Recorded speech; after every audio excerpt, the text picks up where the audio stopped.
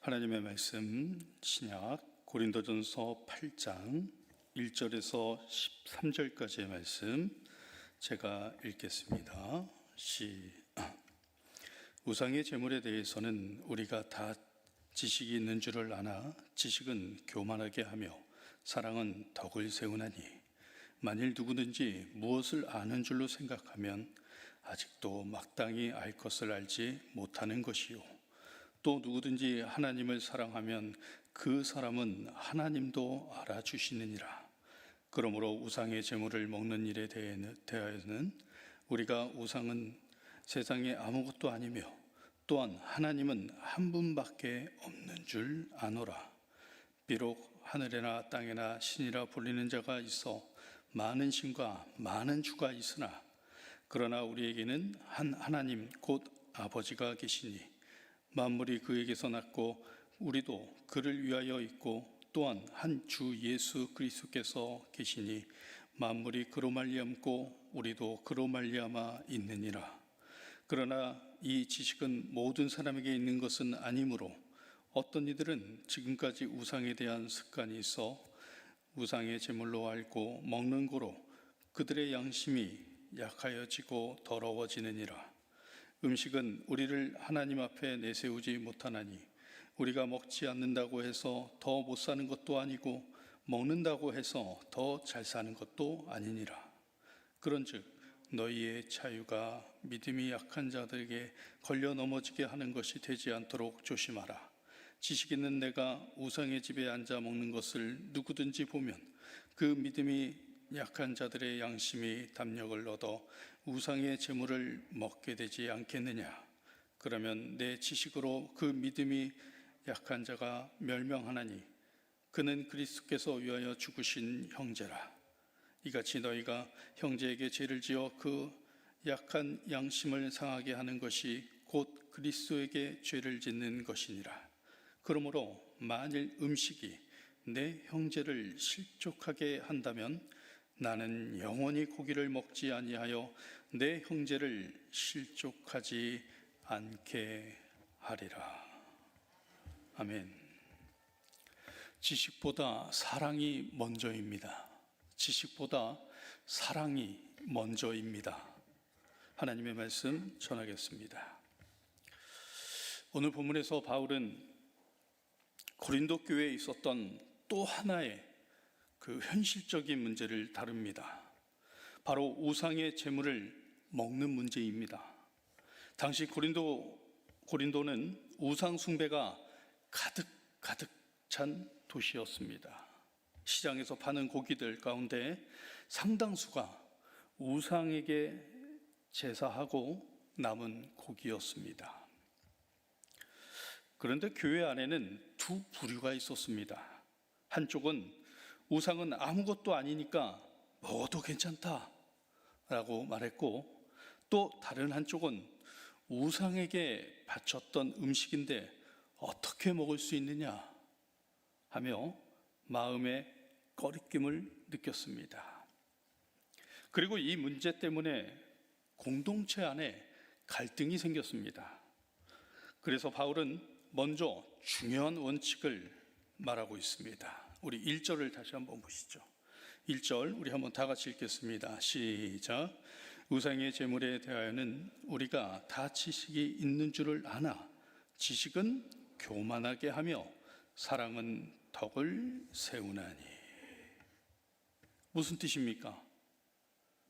많이 안다고 해서 신앙이 좋은 것이 아니라는 것입니다.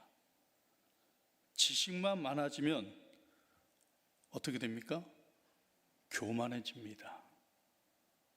아니, 교만해질 수 있습니다. 하지만 하나님을 진짜 사랑하는 사람은 내 지식을 자랑하기보다 어때요? 다른 사람을 살리는 사랑을 먼저 선택하게 됩니다. 사랑하는 성도 여러분, 바울은 말합니다. 사실 우상은 아무것도 아니다. 4절을 보십시오. 우상은 세상에 아무것도 아니며 또한 하나님은 한 분밖에 없는 줄 아노라. 우상은 사람이 만들어 놓은 것입니다. 돌이나 나무가 신이 될 수 없습니다.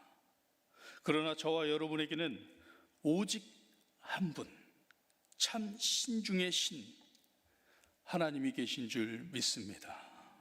그러므로 음식 자체가 우리를 더럽히거나 거룩하게 만들지 못합니다. 먹는다고 하나님 앞에 더 거룩해지는 것도 아니고, 안 먹는다고 부족해지는 것도 아닙니다.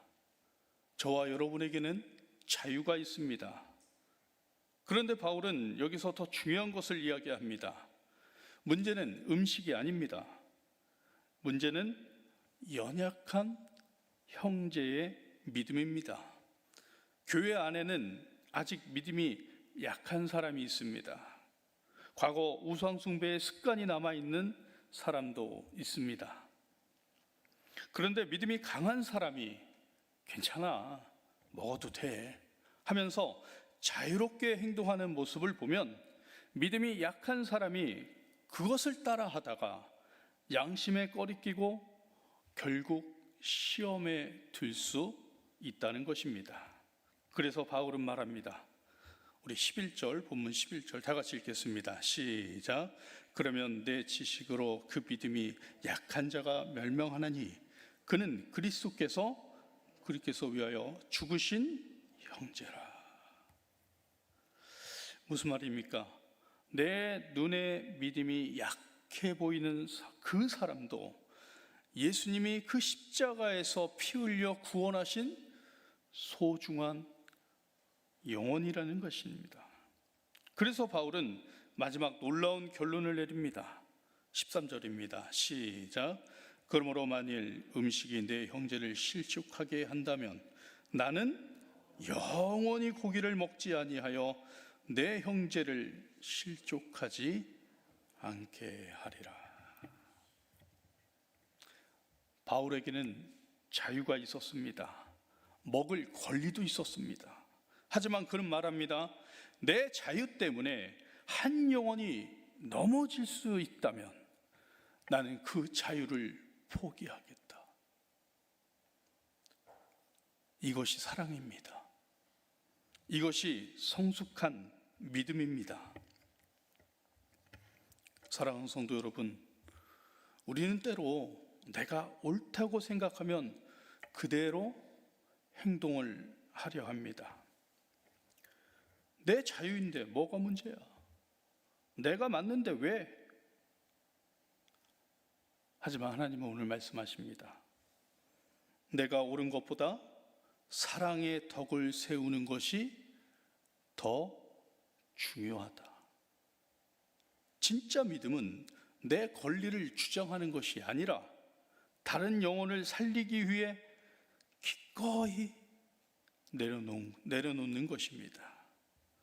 오늘 하루도 내 지식을 자랑하기보다 사랑으로 사람을 세우고 내 자유보다 연약한 형제를 먼저 생각하며 예수님의 마음으로 살아가는 저와 여러분이 되시기를 예수 그리스도의 이름으로 축원합니다. 살아계신 하나님 아버지, 내가 옳다는 생각보다 사랑으로 덕을 세우게 하옵소서. 내 자유와 내 권리보다 연약한 영혼을 먼저 생각하게 하시고 말과 행동 속에 예수님의 사랑이 나타나게 하옵소서. 오늘도 한 영혼을 소중히 여기며 하나님께 받은 아가페 사랑으로 살아가게 하옵소서. 예수 그리스도의 이름으로 기도드립니다.